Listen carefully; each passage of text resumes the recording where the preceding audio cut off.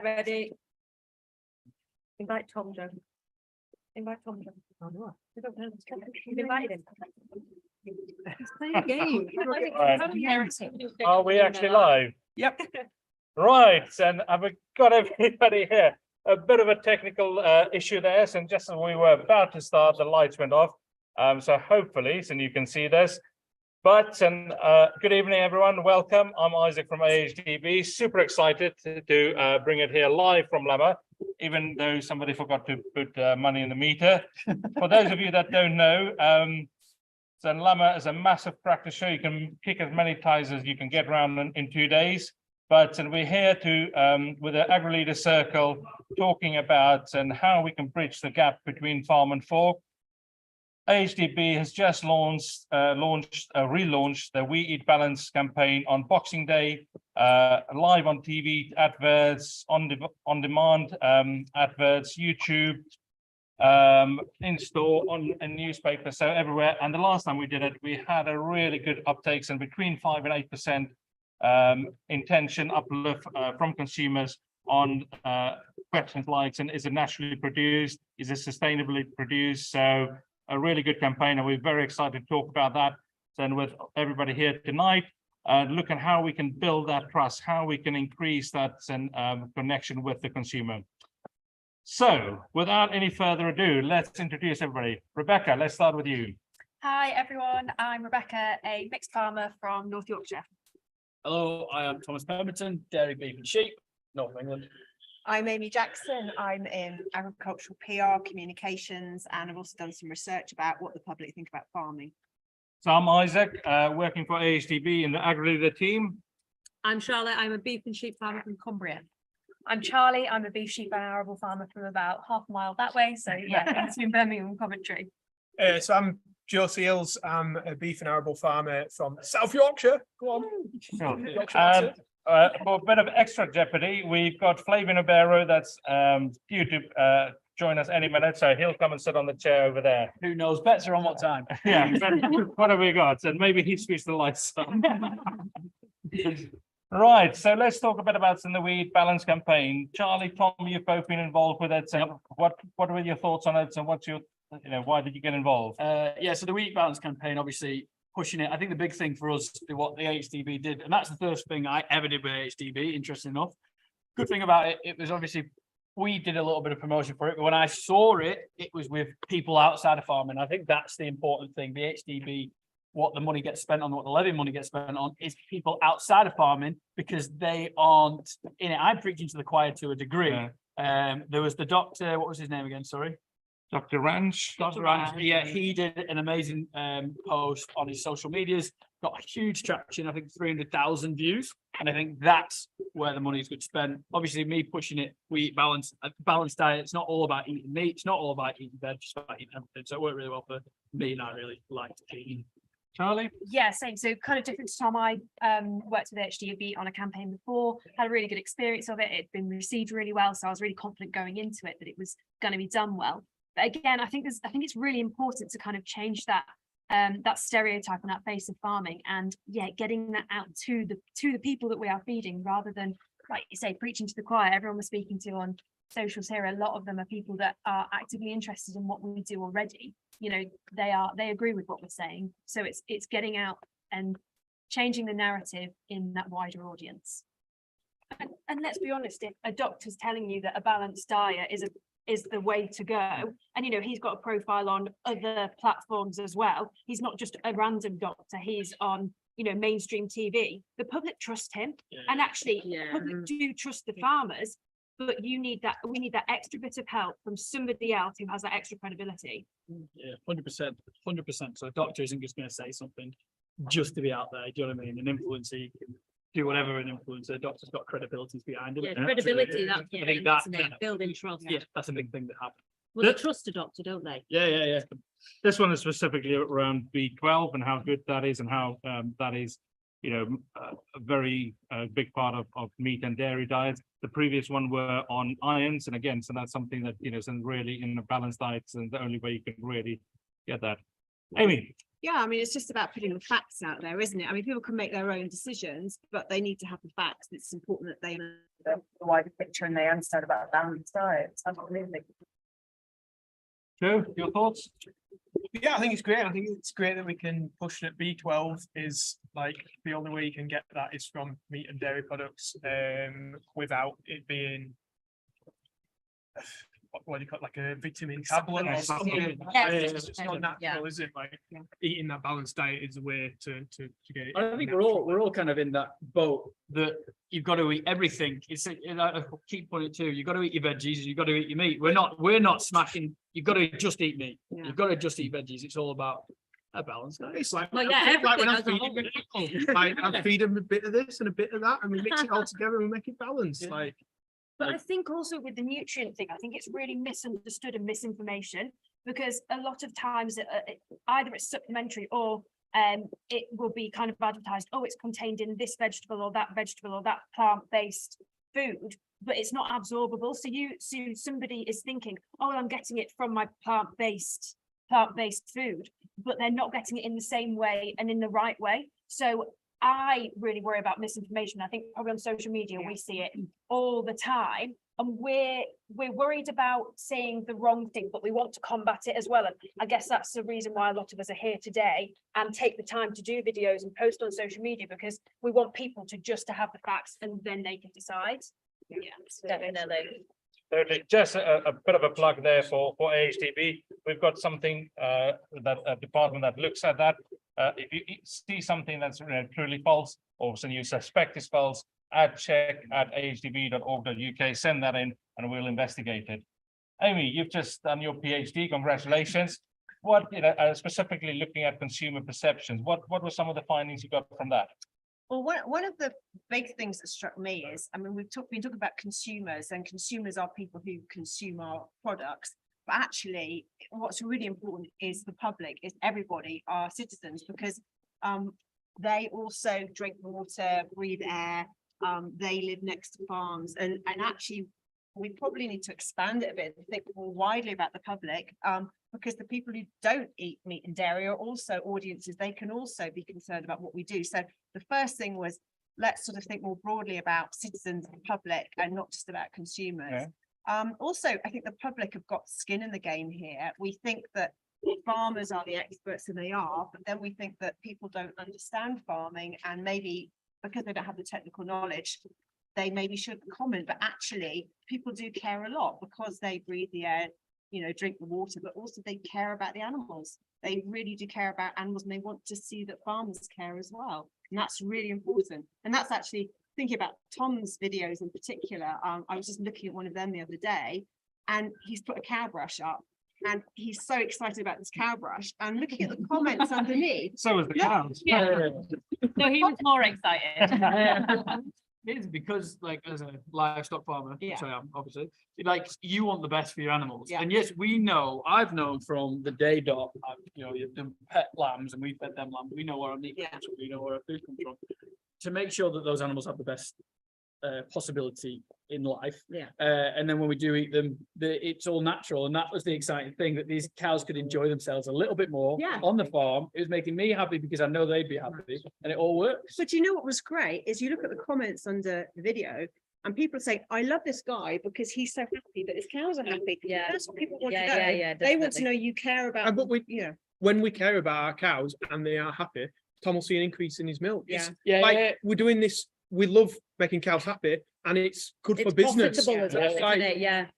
But that's the big thing, is what I found is people want to know you care, and they also want to know you care about the things they care about, that you're relatable, that you share their I values. don't see anything we do as anything profound, we're not really going out and fighting for it, but we're doing the daily jobs and showing them in a really positive light. And I think that builds more trust than, one massive big push. I think it just is, just chipping away at those little tiny, misconceptions that people have got. And I think that makes a big difference, because it just is honest farming, isn't it? Like you have put a cow brush up, and Yeah. you were going to do it regardless of whether you videoed it. That's the thing. I think you've touched on something there of honest farming, Yeah. because that happens. It's amazing. And I think the important thing to do is not just show the rosy side of it. We can Yeah, all just show the rosy side. Yeah. We all do it, and everyone's got their own platforms and their own right here. like we've done a cow doing the splits before, because that happened. It's not all rosy. There are good with the bad. And I think sometimes the bad get pushed because everyone likes to see what they say in newspapers. If it bleeds, it leads, which is a horrific saying, but it's true. Yeah. So, but you've got to show the bad and the good, because then when people are consuming your food, they show you, I've shown them the bad things. These do happen, but we're trying our best to make it not happen. We're doing preventions, but it will happen. And I Do you think, know what I I think in there as well, people want to see how you feel about it. Like, Yeah. you know, people, the reason that we've got followers between us is because people like to see the person behind that job. Yes. They like to see the human side of it. They like to see that, without sounding horrific, that we do feel when something bad happens, that it does upset us when you lose an animal, something like that. Like they like to see that human side of It's us too. empathy, isn't it? It is, You know, and they that, want- and yeah. that then What as is, well. what is that balance? You know, and how do we Yeah. find that balance? Because we, you know, want to show farming is real, but and also, you know, some things could be just interpreted in the wrong way. So I how do we think find it's that? having Too much, respect, yeah. Right. that respect Yeah, aspect of it. Right, can I- I've actually got a question for Charlotte on this, because obviously Charlotte wasn't from a farming background. No, Mm. And I'm interested to know your perceptions on the realities. So the realities which we now see day to day, Yeah. did you know they existed? Were you shocked by them? How do you feel about it? I hadn't a clue about farming in general, and I mean, no knowledge whatsoever. How I've stumbled on my dream path in life. Honestly, the odds are against anybody to get into farming, and how I've managed to do it, I do. It's just been a stroke of luck that I enjoy it and I love it. I didn't have a clue about anything, and luckily I have Roy's very supportive, but he's also, like those of you who have met him, he's quite hard.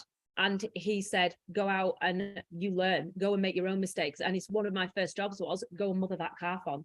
Now, for someone who's come from a non-farming background to be faced with an animal of that size, and then a kicking animal of that size, not just, it didn't want that calf, and that was my job to put it on. So I learned the hard way, I think, from the bottom up, and it gave me an overall respect, which has pushed me to share the story more, because I understand why people are so concerned, because I would be as well. And I mean, my friends from Preston, like I have a friend who's a teacher, and she genuinely texted me one day and said, can cows walk up steps? It was a conversation in the staff room. And although it's silly, it shows the lack of knowledge that people do have on basic things. And that's why I think we're doing such a good job between us. I think that cow and calf example is really, really good, because it's showing that you could have just left it. You could have said, well, that calf's never going to make it with that mother, and ignored it. But it shows that human element, that you still have an instinct to look after that animal, and that is there, whether you're from a farm or not. Oh, when things go wrong, honestly, it genuine, like you all will know Yeah. it really, and you can't like, we had a bull that it terribly had an abscess in its, not to go too much detail, it was very poorly anyway. I know, yeah, sorry. It had an abscess somewhere, it shouldn't have had an abscess anyway, and it ended up being put down. And I took a video at the time of me sat at the kitchen table in tea, and I was, oh my, I can't even tell, I was heartbroken, but I didn't post it, because I think sometimes there is a step too far. And you don't want to go over that line to make it unpalatable for people, because you lose your audience as well. That is my question about balance. So, Yeah. you guys, you've all, active on social media, you've got your following. We've talked about some other stuff with the doctor. What other ways can and could we engage, or how do we push that message even further? I think getting into schools and Yeah. targeting Yeah, that yeah. younger generation, it's something I'm really passionate. I do the farmer time stuff. And we have a lot of groups out, like whether it be Scouts and Cubs and school groups, and it's drilling it into that pliable age. They're young, they're learning, they're willing to take on information, they're not judgmental about things. I think that is so important. Getting it back into the curriculum somehow. It's So we'll got to touch be on in there. that, but tell us a bit more about farm times. So for those of you that don't know, Farmer Time is a scheme where it's getting farmers video chatting to school kids direct from the farm. So farmers don't actually have to leave the farm. They don't have to go into the schools, because that's time consuming. You can soon lose half a day doing that kind of thing. But it's taking 10-15 minutes to speak to a class of children. You try and keep the same class, and you build a relationship with them. You nurture that relationship. You show them what you're doing through the year, tie it in with their curriculum, and you show them what you're doing, and it can What do be. you do? Just like film and you walk Yeah, around literally, farm and like this, like, yeah. "Hi, kids, what are you doing?" James likes the sound of that. I'm expanding today. I'm appreciate if you want to watch more, go to Joe Seals. Yes, we get all the followers out. This is my merch. This is my. Yeah, so any other thoughts on schools and getting into schools? Well, no, I was actually just going to say a bit about the importance of people seeing a real life farmer and hearing from real life farmers, because what I found in my research is I talked to 60 people and spent like an hour with each of them asking them all about farming, and they see all these images, like even if they watch Countryfile, they'd see pipes and tubes and gates and mechanization, and they would form a vision, and they're worried about what farming's like, and they don't understand necessarily what that picture means. But then when they meet a farmer, they say, oh, but there's this woman down the road, she's got a robotic milker and she loves her cows and blah, blah, blah. So that balances that image she's got. And that's so important, because the more farmers they know and understand the motives of, then the less these sort of images are going to be misunderstood, or negative images are going to take root. So that the farmer interaction is really important. So they understand you, share their Do you know what values. really warmed me at one point? We went to Yorkshire Show, and I was stood next to the sheep pens, and I heard a girl who was clearly not from farming. She had 3 kids with her, and she was explaining to her husband how fly stripe worked in sheep. And I thought, do you know what? Someone has nailed it. And from TikTok. And I thought that is what it's about. That is telling someone why we do what we do and showing them the bad sides of it, but also showing them like the preventative measures that we take. And she really got it. And I thought, do you know what? Someone has made a difference to that there. So rewarding. Yeah, it was. It was. I was going to ask if there are farmers watching who might be thinking, I want to be more approachable to the public, or easy for the public to understand. What would be your one kind of tip in making it? Is it not using technical terms? Is it doing it on video? What's the way, or a key? I mean, there can't be one key, but what's the key? Everybody think about that. If you're struggling with visual or audio, go onto the AHDB. AHDB YouTube. Thank you, everybody. Joe. You can, oh no, send, Oh no, sorry, no, we're not doing that. well, so put questions in. We'll try and answer the questions. Tell us where you're from. Tell us whether you're farmer or public. So put it in there. So, sorry, and Rebecca's question. Yeah, is there a kind of magic key that farmers can use or harbour when they're trying to address and be as approachable as possible to the public? I think that what we tend to try and do is we say we want to educate the public, so we tell them and they change their minds. Actually, we need to listen to them, listen to people's concerns, and meet them in the middle, and maybe think about changing what we do. And sometimes you were talking about not being afraid to talk about the difficulties. People don't expect perfection. They want honesty, and they want to know what the difficulties are. And as long as we're trying, and we're seeing the issues, and we're recognizing and listening to people and say, yeah, we understand, you care about this, we hear you. That's what it takes, is people just want to be listened to and heard, and their concerns listened to, because they've got skin in the game too. I think the perfection as well, when we show something as too perfect, it's not quite as trustworthy as showing it as. It's got to be authentic, yeah. Like that. Absolutely, And yeah. people That's they a can good thing relate about to. YouTube and like social media. It's not perfect, it's not polished, it's not like highly edited. Like I do a video. Instagram. Charlie, what were you going to say? You need people want it to be relatable. Yes, Like, yeah. if it's perfect, it's not achievable. It's not. And when farmers sometimes talk about, oh, we get really early and we're really hard. I mean, that's fine, but so do a lot of other people. And I think it's about reaching out on the fact that you're also, you've got brothers and sisters, and you care about your animals, and you are upset if something happens. I mean, what everybody does, they need to know. You don't want people to be grateful for you. You're just trying to put your message across. Yeah. I think on that hours thing, that's really interesting, because it really depends on the type of farming system you're doing. Yeah. Because in lambing, like Talking from the Llama show.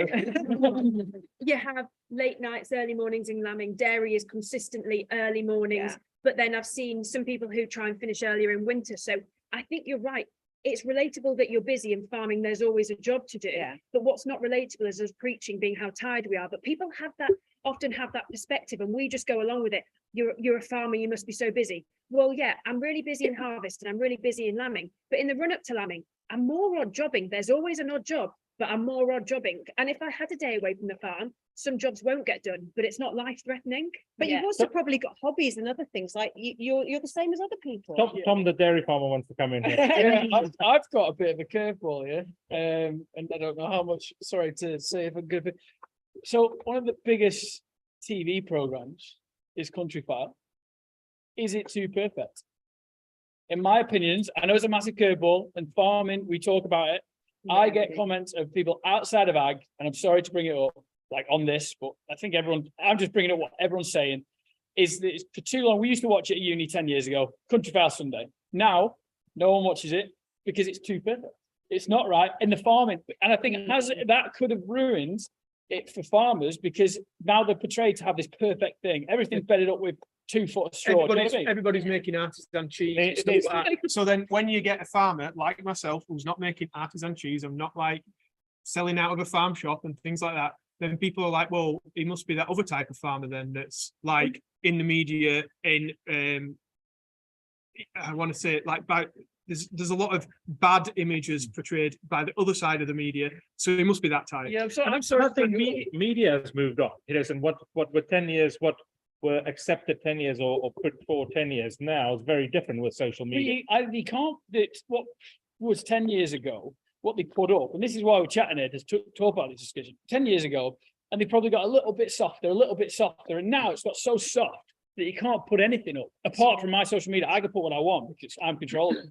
That they had a massive handful, they had a massive like wedge of people they could see, and they've not helped us at all. So I'm sorry to dig them in here, But but I think it's They yeah. do, however, put farming into the living rooms of. Yeah, that is a good thing. Well, 7 every million. Sunday, they're not necessarily maybe in the context that we want it putting in, but they do reach a wider audience that we could never I do. get that exactly. You've kind of said it, I but then think you it's put like 6 million into it of a perfect farm. Yeah, But you're you right, wouldn't yeah. get 6 million watching it if it was more if it was more gritty. They want the glossy magazine. Yeah, That's I've got a it. comment And to they say, wouldn't yeah, different horses for yeah, different yeah. courses. like free range organic So I think is what Country File's so I for, think that's you've what my got to comment's saying, bank that at least 6 million people are getting something. something. Charlie, But they're getting the right thing. It's a good It's- start, but is it the best we can do? If they're No. getting the wrong thing, 6 million people getting the wrong thing or something, it's not helping, it's hindering. And does it set us up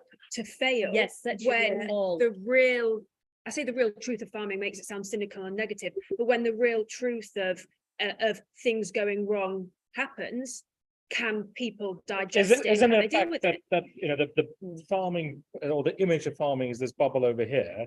What we don't want is to burst the bubble, but it's kind of moving that over, and Country File and what we're doing here has got a role in that. There's different Yeah. horses for different courses. What we're doing here is not everybody's cup of tea, trust me. So what about, when you have Country File and it's featuring something, what about you doing something and saying, this was on Country File, but actually I just want to pick I this a did bit do more. that. Yeah. I did So do that. from your research, is it like, do you think that people see farmers as this Country File, like? Yeah, loads of, I as I said, interviewed 60 people and because I spent so much time talking to them, I really got a feel of where they get their visions of farming from, and yeah, loads of people watch Country File. There's not And even, So is there's not it- even is it- that much farming on there anymore. It's I just know, countryside. but they Right. love it. They Let's love move it. on from Country File. The BBC and the podium. That's my last little comment on it. I'm so sorry. I know, so if I get a great video, gets 100,000 views, Country File gets 6 million, I disagree with what they say. I get 100,000 views on it, and that's what does it work out at, what, 2%? I'm talking to Life's not 2%. perfect. I know, That's but what we that's can one do. thing, so, Yeah. yeah, I'm And sorry. it's I'm fucking ill, but I'm So No. Country File is there to do a job, but there's other things. So I've got a comment here sent from Charlie's Instagram. Why isn't farming in the national curriculum? So we go to schools to learn, but no one learns about foods and where it comes from. So we touched on that a bit earlier. Yeah, but I mean, this is something I feel so strongly about. Like, why isn't it taught? I remember when I was at school, so I'm 27 now, but I remember doing geography at GCSE, and there was like a little corner of a page of a textbook, and that was on food and farming. Like, food sustains us. Why is that so? Like, why is there nothing being taught about that? Even like food tech. There was nothing about where it came from, why we should be using certain types of produce and the sourcing of that produce. Like, there was nothing on it. it's so important. We wouldn't be here without it. I think, Why is it overlooked? I was to say, I think talking about it as a combination and weaving it into other subjects, because the simple fact of it is we are never going to get agriculture as like a straight, you know, a straight qualification, or we're a long way off that. Hold Let's be my honest. beer. But it can be weaved into geography, science, Yeah. food tech. Yeah. However, and the thing I remember from school is it was the information that was weaved in, it would be about farms which maybe aren't representative of most British farms, Yeah. and they were more intensive and talking about use of hormones and things like that. Well, if you're buying meat with hormones in, it certainly isn't from this country, and yeah. something's gone wrong. Just to give AHDB a big plug here, so we work with the British Nutrition Foundation on something called Food a Fact of Life, where we go and teach the teachers. So we've got some workshops through all January through to March in London and Edinburgh, 150, 120 teachers at a time coming in and giving them resources that exactly fits into the curriculum, so they can just take it off the shelf and put it in front of the class and make it easier for them. And then they can use that all their career. Exactly, Right, and just it's getting that bias we talked before it started this, and changing some of that bias. So if you want to get involved with that, look at the AHDB Education Resources Order Form, and you can get involved with that, and and talk to you if you're a school governor, so make sure some of the teachers go on to that. And there was something on there as well, that if you're having school visits out as well, you can use that as Yes, well. totally, That's totally. something- Yeah. Well, the good something thing as we- well is if it's the British Nutrition Foundation, it's going to be proper, Credible. credible. Which is So great. school visits must be a good thing to have, really, because like kids are going to remember that. Like if it's a city kid and they've gone to a farm, like they're going to remember that for the rest of their life, let alone like As that a- year or week. Yeah, he is. What time do you call this? Good time. So everybody, so we've got Flavian. Flav, just introduce yourself very quickly to the audience. We're talking about schools, but quickly, what do you do, and your handles and all of those things on social? Flavian Obiero, pig farmer, Hampshire, handles the Kenyan pig farmer everywhere. Twitter is Kenyan pig farmer. Facebook, ignore it, don't go there. Keep it simple. Excellent. So we just talking about some getting into schools and some getting in front of because I know some, for instance, you had Sparshot College there recently. What kind of do you do in that area? Let's give you some airtimes and under pressure straight away. Well, obviously I went to Sparshot, so it was good to have the students there, and especially with John, the pigman at Sparshot. He taught me a lot of things I know about pigs. So it's good to have the students there. I'm a bit under pressure with John, because if I said anything wrong, he would be like, I didn't tell you that.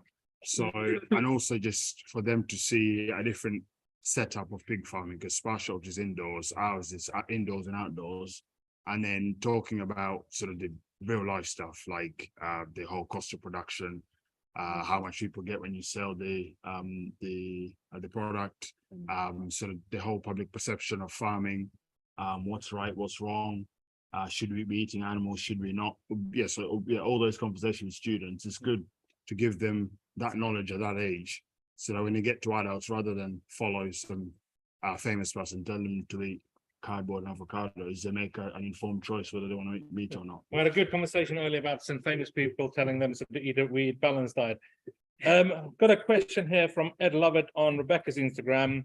Should there be more open farms and spaces for public to access and visit, including schools? Your thoughts on that? Yeah, definitely. Yeah, definitely. Even if farms aren't open, because we've still got to be working farms. Our key aim is to produce food, but even if more farms can offer that space for children, people to come out and have a look, like a lambing open day, open farm Sunday, massive one, Yeah. absolutely incredible. More people.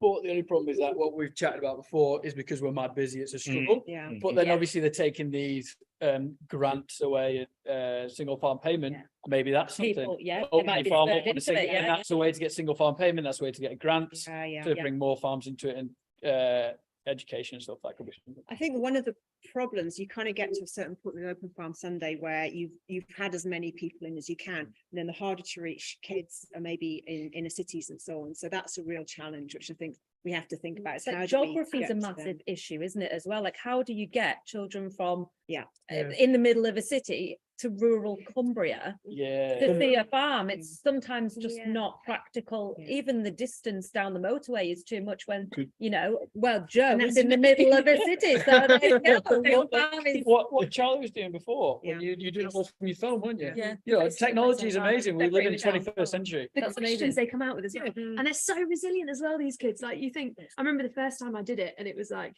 I was like, oh God, like what can you talk about? And the questions they come out, like they're tough.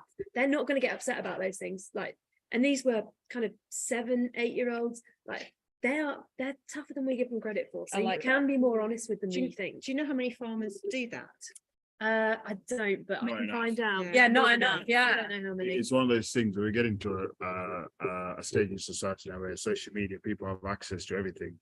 And as farmers, if we don't tell the story like we know it and be open about everything we do, then other people are going to do it for us. And if they do it for us when they do it wrong, we can't blame them. Yeah. So Yeah, we've you're got to right. put You ourselves be out there, there. aren't you? Your Toms and all the people here, and we have to put ourselves out there. It's tedious, you all know that. It's tedious. Like Yeah. you're bedding up, you're like, oh, let me film myself bedding up. It's such a mundane job. Yeah, people are doing it, so we need to show them. Because I think if we've got the public on board, supermarkets will listen to the public, Yeah. politicians will listen to the public. So we just need to have them on our side.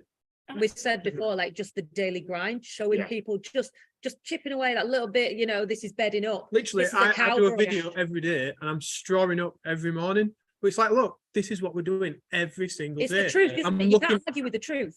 If somebody wants to say, oh, you know, farmers don't look after the animals, it's like, well, just watch my video every day. Like, I'm Yeah. bedding them up, I'm feeding them up, we're injecting them, worming them, like it's all on there. Like, Rebecca? check it out. I was going to say, I think I was probably a bit naive about, obviously it's so easy, we step out and we're on a farm. So I was definitely naive to how difficult it is for people not from farms to get to a farm. But I went to a city farm in London, Surrey Docks Farm, and I kind of walked into it. And if I'm honest, I was a bit cynical thinking, well, it's going to be a hobby farm, a couple of pigs here, a couple of sheep there.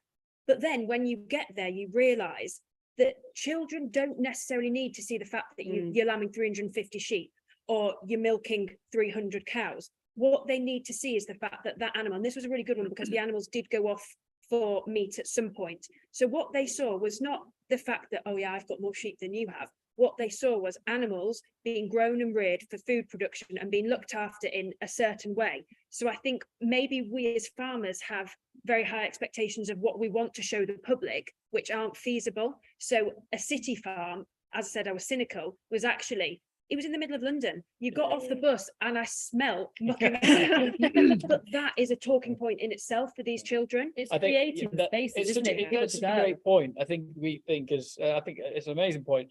We think that because you're milking sheep, because you've got 350 sheep, or you've got, you know, we're behind the biggest combine in the world, probably not. Yeah, okay. anybody wants to But see that. people don't care if it's a 40-foot header or a 20-foot header. If you're outside a farm, and they just go, wow, that's massive. You know what I mean? I think that's 100%. We look it into it. We've got to be doing all this. Good comment here on Charlotte's YouTube saying, seeing a perfect field of corn is great, but learning from you guys what farming is really like is so educational. Your town is like me, you know, so, well, that's a job. Yeah. That's There's why, a- that's literally Yeah. why we all spend the time Yeah, doing. it's nice, comments like and that. do you know what?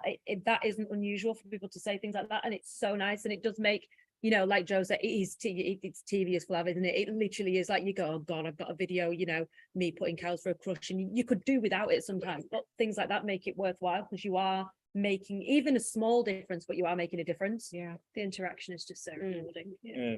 Got another one here saying I'm a native breed sheep farmer, putting videos on Instagram, doing it in bite-sized snippets works well. What do people think? So a bit of advice for other people trying to get into it. Yeah. What channels and social and ways of doing that? Do what you're doing, really. I think Yeah. Instagram, you know, Yeah, on TikTok, anything, TikTok's anything. good. TikTok, I think, Big is aimed at thing. a younger audience, which I think is where we need to be Yeah. going. And I Look at know, Farmer Will. yeah, like, yeah. It's just about to launch the biggest program in the UK, Love Island. What's got 1 million on TikTok? Do you know what I mean? Maybe a slightly punished trial, though. The Well, conversation Well excited to see him. go on. about, because I know it sounds bad, but some of the conversations they've had about politics and other kind of issues like that. So I'm so fascinated to see what some of the other contestants yeah. actually think about farming and how able Will is, I guess, to relay. Yeah, the how realities. willing is Will to address actual farming? I think so. Not maybe dancing around with lambs, which I'm guilty of. Don't get me wrong, I am on I TikTok. think so, because Like- if you look at the videos, he's clipping it, he's clipping Yeah, out he's the clipping mutton. the arse It's out, yeah, everything. yeah, It shows it yeah. real, Yeah, doesn't he does. Did you see this Yeah, you video? maybe It sounds was maybe slightly fantastic. like, oh, like she's got a dirty bottom, but is that the funny bit Yeah, that people are but is saying? that the way you for? educate it? Yeah, Do you know what I yeah, mean? Maybe yeah. the normal way that we do it. Yeah, there's no Do point. you think we, as farmers and people in this as an industry, are a bit harsh on what you said? Oh, will he dance around and does that I about think the country file conversation? The whole, Should we just accept what the- is good? the judginess comes from us. Yeah. Yeah. I'll be more worried about what a fellow pig farmer is going to say about, oh, Flav's on this, the HDB thing, what's he going to say? Levy pays money or whatever. If they want to come in, they can sit here. I don't mind. That Yeah, would save me yeah. getting stuck in traffic. But I think, Running across the whole. yeah. Farmers are their own enemy. And Yes. the sooner we work together, I said, you'll the know, better. you'll know everyone posting stuff like that. It's not the comments from outside of farmers. It's the I'm comments on the from inside of yeah, farmers. it's the farmers that hurt, like that's Yeah. the thing, and I was Yeah. guilty of reading them all Yeah. and being really annoyed about it. We've had this conversation before, and I was really annoyed reading some of the comments about me. And then like Roy said to me, "You're putting yourself out there. You've got to expect these things. Just stop letting it bother you." And then now I'm just like, "Do you know what?" So talking about Roy, the two skid steers that you bought, he's happy with that. I'm on a Merlot, thank you. No, I was just going to say that I was in a conversation the other day where some vets were criticizing something they'd seen, not from anyone here, but something online from a very, very well followed account. And I was saying, what are you criticizing? They said, well, the technique they were using, blah, blah, blah. And I said, look at the number of followers, and people absolutely love this. And what they see is somebody caring for an animal on a farm and every time doing their best to care for the animal and make the animal better, and they love it. I said, who cares if the technique's not what you would do now? It's got to get the bigger picture. I think being scared of doing something wrong stops people Yeah. putting themselves forward, Yeah, which 100%. I have also, like I have drafts on my TikTok that I will not post. I should just post them and go, yeah, well, whatever. But I would be scared of what people would think of me or say. Like I put a post on Instagram last night and it was a poly calf behind me. And I said, and you saw it, didn't you? And it was the morality of what do you do with this calf? Do you put it to sleep out of its misery, or do you do what the general public will want you to do and absolutely kill yourself trying to make it better? And it's maybe not going to have the outcome that you want, or do you not show it at all? Like, what's the best thing to do? And I think that puts you in a bit of a position that you are maybe not comfortable being in, because people are looking at you for the answer and you go, I don't know what to do. Yeah. What do you think, Charlie? Sorry. No, go. I was going to say, what I worry about as well when farmers are quite critical of other farmers, how on earth are we going to make agriculture an enticing industry for people to come into if all they see is farmers being critical? And sometimes it's needed. Sometimes people are doing things the wrong way because that's life. But how on earth can we get people? We're struggling with people to come in, and no wonder when sometimes the comments from farmers are all negative. That's exactly a comment on your Instagram at the moment. How easy is it to get into farm, even on a small holding? Just kind of going on from what you say, you look at the British Farming Forum. on Oh, Facebook. don't ever oh, go on it, ever. It's Twitter, because it's just I put something on a couple of weeks ago and you just get someone making a dig and you're like, oh, this is what I've Listen, got. I've had some hedging on. How can you be critical of hedging? It's hedging. You go back I to think it's all Instagram, about it's much common ground. nicer. Is so finding that common ground. Sir Charles Godfrey last week at the OFC said finding common ground between all parties concerned about the environment is the only way we're going to say we're going to solve the climate crisis. So how do we find that common ground with the consumer, but also within farming? Because the consumer wants to know that, well, majority of them, maybe not all of them, but they want to know that they're making the conscious Totally. decisions as to where their food has come from, that they're making that right decision, knowing that the food that they're eating has had the smallest environmental impact and things like that. That's what they want to know. And that's That's yeah. I think Again, farmers the are welfare guilty supplies, of not yeah. showing what they're doing for the environment as well. and Yeah. it's all good saying about British farming, as in I'm an import myself, so I'm keen for things to be imported and exported. This country would stop without tea. Yeah, I'm a tea drinker. And I think back British farming as a consumer and say why. Show me why I should back British farming. Yeah. And we don't do enough of that. we do it when we're in the shit, like when Yeah. Yeah, you're right. the British in Against the 2020, law, yeah. let's do biting to British. We should have done biting to British 10 years ago. And we should give people that permission Yeah. of we're doing the right thing for the environment, right thing for health, right thing. But I think it's actually a bit more about we're doing what we can. We're trying. We hear what people It's not say. We perfect, hear, I think. yeah. And I think that's it. Is just maybe we need to just ditch we're the best. We're Yeah. Yeah, you're perfect. right, you're And- so right. And it's all about the constant. We're never going to rest because we always want to be that bit better and Because always it's try. the best according to who. Yes. Like, exactly. like Mm. look at the whole New Zealand, Aussie. I've got friends, Kiwi friends, Aussie friends. I can't sit here and say British pork is the best because what if theirs is better than ours Yeah. in their setting? But is Or that America trying your or- best? Mm. Yeah. So we're good at what we do. Aussies are good at what they do in their setting. If you're going to have 1 million acres with cows on it, no way you're going to have it's the same system as here because it's a completely different setup. I think something we always play on, and like we're doing the beef and lamb boxes and that, and something I always play on is that you are supporting me to get better. Yeah. Like you coming to us That's a good and you showing us your support, Yeah. you know, with your money, or even just like that moral support is helping me, our farm, other farmers. That's helping us improve because we're not perfect, but we're heading in the right direction. I have a question on, can AHDB, why can't it support British? It can't actively say that it's supporting British, why not? So that is to do with the rules of how and what we can support with a statutory instrument, and there's only certain things that we can say. We are challenging that, and we're hoping that that the law on that would change. But so that is something at the moment we would be breaking the law if we do Is that. that because of how the levies? How the levy is collected. Back on the environment, so we had a comment from Rob Scarlett on your YouTube. Why isn't farming and not selling the environmental improvements more? You know, things like hedgerows, biodiversity. You know, you guys do a lot of work on that. So how do we, show that to the public and some of the examples of what you do? I think this might be controversial, but having people in the countryside is actually very beneficial to see for themselves that there are birds, to see for themselves that there are hedges. I mean, we've had cover crops in which there's a lot of talk about cover crops, but for us, they've worked really well. So they're not only helping the soil, but when you look in them in the run up to winter, November, they were flowering. We had bees and things in our fields in November. So I think getting the public to see them, and actually we're going to have to do that on social media because we're not going to get everybody onto the farm, but just being honest, because I think the arable side as well, unless it's in a big tractor, it's not shown as much on Instagram. So I think showing what you're doing in the fields, I think it's tractors and livestock which gets the kind of views on the whole. To show actually what's going on in the fields, I think is really, really interesting.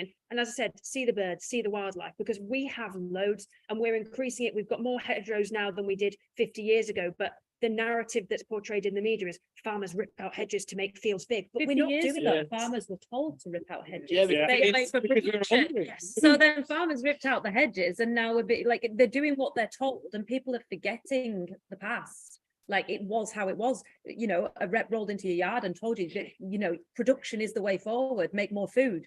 And then obviously now times have changed, but farmers haven't just ripped out the hedges for their own benefit. They were told to do that. So how do we show to the public the hedges that you're planting, the biodiversity that's increasing? Can I just say some of the most powerful stuff I've seen on social media is where farmers are out in the field and they're saying, I love this, look at this block of lapwings. Yeah. Again, that's the point, is people want to feel you care. Mhm. So when you show you care and you say, I love the fact that there's this little bumblebee on this thing, that really hits I like home, because Tom, you're that getting you get pleasure. genuinely Yeah, you're getting excited pleasure about out of doing it. stuff like it just is you, and I love it. I think Yeah. it gives you a certain enthusiasm for the industry, and you go, like cow brushes. Woo! Yeah, personal connection. Yeah, I love it. Yeah, that's what they love, is they want to see that care. Is the animal, the care for the animals, is the Care care for the environment. wildlife environment. Yeah. Yeah, I've seen it when we've been planting maize and I've gone round the lapwing nest and everyone's like, oh wow, that's brilliant. I know. And it's like, well, we've just always done that. Yeah. Like, Yeah. that's- Nobody actively wants to go through. No, I know, and our contractors also have done exactly the same thing, but it's seen by no one. And it Just that doesn't mean it lapwing. isn't happening just because it's not on social media. These guys are good guys in general, and they are not just going to, plow into a curlew nest. they will go around it, you know. But that's your evidence, isn't it? And that's showing actually every time they see that happening, that's adjusting people's perceptions of what happens in farming. But I think Yeah. that's a lot of things that we all do naturally that we forget we do. You Yeah. kind of just do it as part and parcel. Yeah. I think it's maybe, I'd forget to yeah. promote that because We just see you it as just an do it, everyday yeah. thing that we do, but yeah, I think one thing which will be coming, and not just on the wider than the environment, so actually what you can see, we're going to start having foods where the carbon impact and the environmental impact is going to be labelled. So consumers will be actively able to make a choice with food that they see in the supermarket. I mean, I think that I have quite a lot of reservations about actually measuring carbon and all the process leading up to it. However, farmers are going to be more accountable than ever when it comes to labelling and what they sell. And we see it across, and I don't know if you're seeing it in milk, but there's a lot of sectors now where actually, if you can prove that you're improving your environmental impact or you have a lower impact or whatever, you're getting paid a premium, or you won't get paid as much if you're not doing it. So accountability is going to be very, very obvious for a consumer to see as we go down the line, you know. So we probably need to get these videos out and show that it's not just as factual as this has this emissions for that carrot. We need to show the story behind it, so we're not at risk of it being so academic and a number on a packet. We need to show there's a real person. I don't think it's just for the promotion of the industry as well, because there's a lot of talk now, as like, again, very skeptical about carbon credits, but there's a lot of talk about biodiversity credits as well. And I think there's some real traction there. I think there's really something we can do with that. And so we're going to need to find a way to quantify that, and whether that is just by documenting it, then we need to get better at it. Because we talk about how we do these and how people like to see stuff. They don't want to just read things and think, well, what does that kilogram of carbon actually mean? They want to see, well, actually, it's because we use this sort of establishment when we planted it, and therefore we only went across the field once with a tractor, as opposed to 3 or 4 times to get that plant growing. And things like that are more obvious than a random number, which actually means nothing. It's almost like the new feed provenance of where does the food come from? How was it produced? Then you starting up your own charcuterie business. Yeah, that's going to be interesting, especially with environment health. But I think for me, something that's always baffled me, that like the cow sows or the female pigs that finish production, they get sent to Europe mainly, and then they get processed there quite cheaply. I think the lowest I've ever seen it recently is like 10p at Ashford Market for a fully grown boar. wow. Yeah, 10p a kilo. And Still, but Still, it's like ridiculous. it's nothing. You don't even pay for your diesel. And then I've never seen the cured meats that we buy from Europe. I've never seen any for a low price. They always sold at a premium price. It's almost So- making some money out of Yeah. it. So why can we not process it in this country? I'm hoping to do that. Yeah, Food yeah. miles and all that's it all ties together, doesn't it? Yeah, so that's the plan. So, I mean, even if talking about saving input, saving fuel, saving food miles, are all about the environment, you know, stopping waste. It's all about the environment as well. So I think there's maybe more you could add on to your stories around that. So we feed a lot of food waste that Yeah, would yeah, just go to Yeah, we landfill. do. Yeah, we So do. like- Imagine the methane that's See, come out of that. Exactly, But that's that's a what I'm saying. really It's just good- wasted It's a otherwise. really good story, because where are the animals going to be to eat that food waste if we don't have animals? Yeah. That's part of the cycle. We had 1 million packets of crisps one day. That was Worked it out. interesting. Yeah, that was How interesting. many I did you watched feed it. for the It animals? was a long time opening them. Yeah, and bread. Yeah, did you ever watch the program? It was I think Warburton's, and they literally they know they're over making bread, like, you know, they're overproducing, and they know that, and they're overproducing on purpose just so that the competitors don't get in. They're not bothered. Like, is that not where we should be looking? Really? I think it's very easy for us to harp on about food wastage though, and that's just planting the blame elsewhere, and it's Yeah, not you're really in our hands. Yeah. You know, we need to kind of, rather than going down that negative never change that, could story. No, we Never. can't, you know. And Joe's Like, cows But it's thank you. positive that Yeah. the livestock industry can use it. At least It's it's always going to have. I waste, I think like- we're better off going with that positivity of like, this is why it's Yeah. good, right? yeah. Although it's realistic, like people don't want the sad story. No. But we can help people with their food waste by actually showcasing what you can do more with the food that you have left over. Just because it's a leftover and it's finished with that meal, we're probably looking in the sense, because we're at home a lot, because we're farming, we can be a lot more adventurous and have the time to cook leftovers and things. Other people who are working away and then come back late need something instant. Well, actually, there's ways you can use leftovers and use them instantly. but people probably just don't know. So actually, we've got more of a job to do probably on the cooking side, as Like, you know. I think that's definitely. Like Yeah. Flavian cooks in there. I always do like pimp my leftovers. See, Yeah. sometimes leftovers taste better than what you actually like. Yeah. Roast, you Absolutely. could be eating sort of whatever was part of the roast on Wednesday because you're just changing it up, whether it's a curry or a sandwich or like Christmas. I don't want to see a roast for the next 2 months. You're eating so much roast meat on that day. I just Burgers are always better the next day. I'll go back to what Charlie said about optimism, and I think that is a really important point. Is there is a perception out there that farmers moan a lot and it's negative, and I think in a way they hear a lot about the unions trying to make a case about things that aren't right, but that pervades, that kind of gives you an identity. So when you're optimistic and you're positive, that makes a massive difference, because again, that's challenging that stereotype. So really important. So we're here this evening, and the title was Bridging the Gap Between Farm and Fork. Do you guys think there is a gap? Is it a true, or is it something it's that massive. that is Huge just gap, gone? yeah. Big. And I think it's only whilst there's lots of us trying, it is getting bigger. Like or it's the biggest it's ever been, at least. Like it's- So but do you think people are more interested in the food than they used Yeah, to be as well? definitely. I think Clarkson's they're farm come interested. along. Oh, Boom. Definitely more Brilliant, interested. yeah.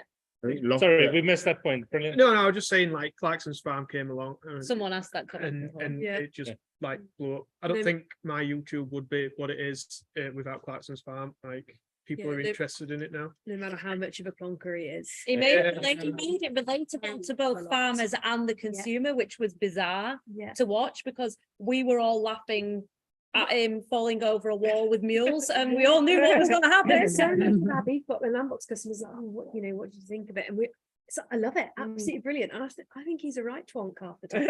Yeah.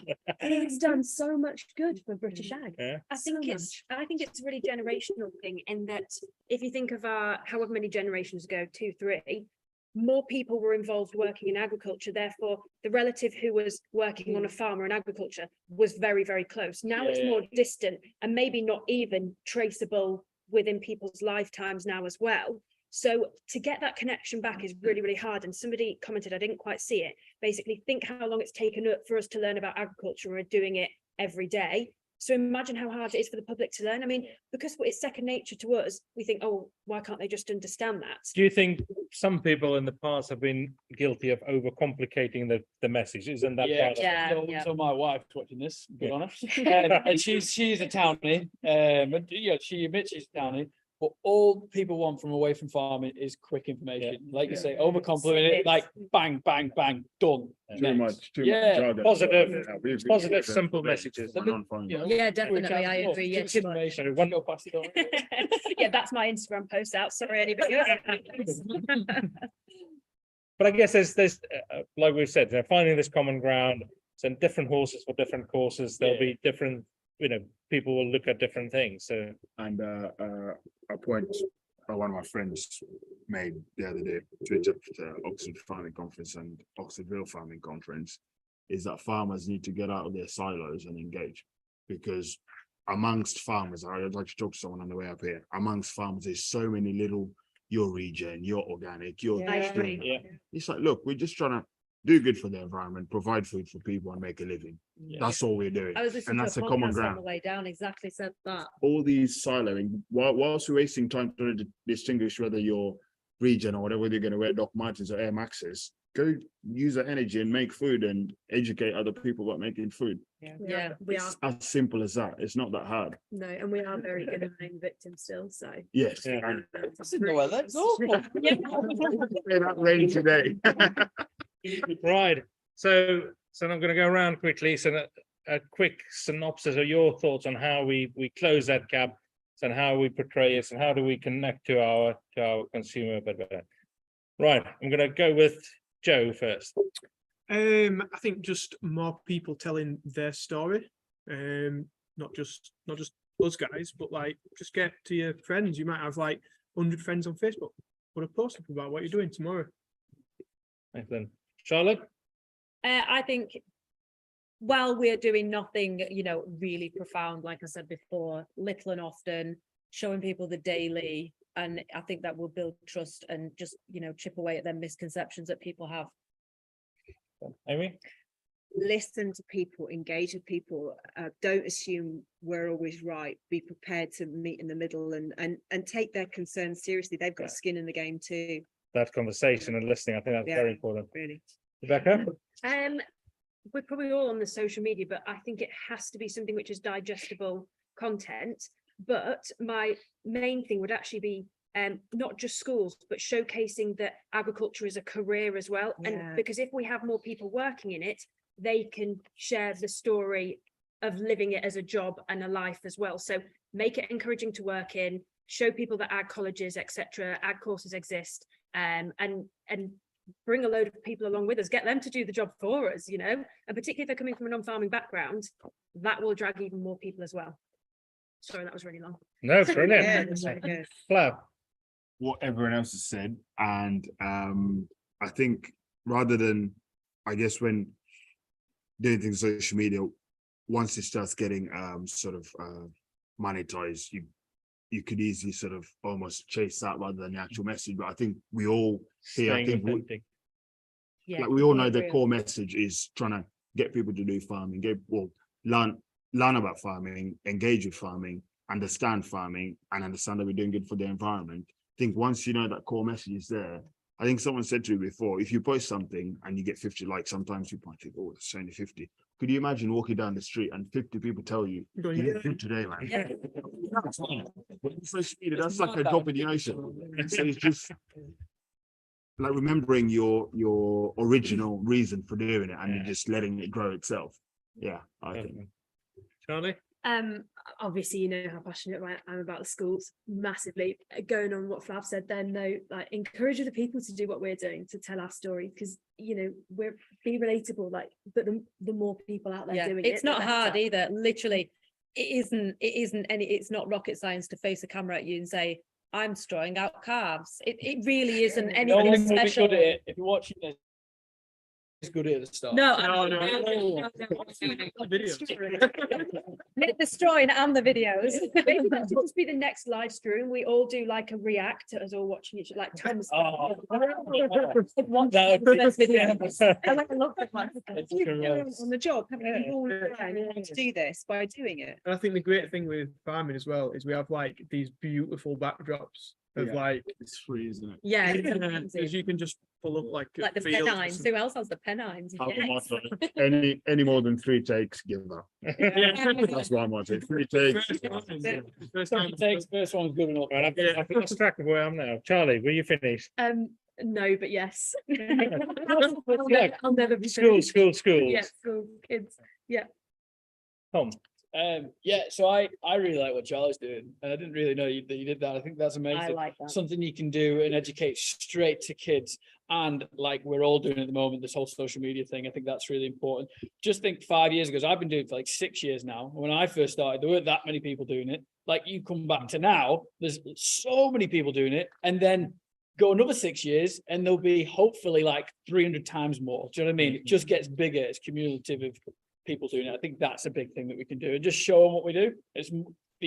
If you're on site and you're filming yourself, they might be a bit mucky or something might not be perfect. And I think that is the best way, in my opinion.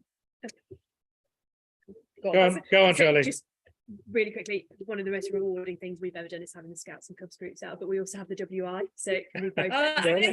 Brilliant. Not the WI, but we have them out during lambing, and it's just like we haven't got a fancy setup. They just come and have a look in the shed, put their head in, and I get more out of it than they do, I'm sure. Absolutely love You it. get jam out of it. Do I get Oh, more? You WI. They buy me, and they are vicious.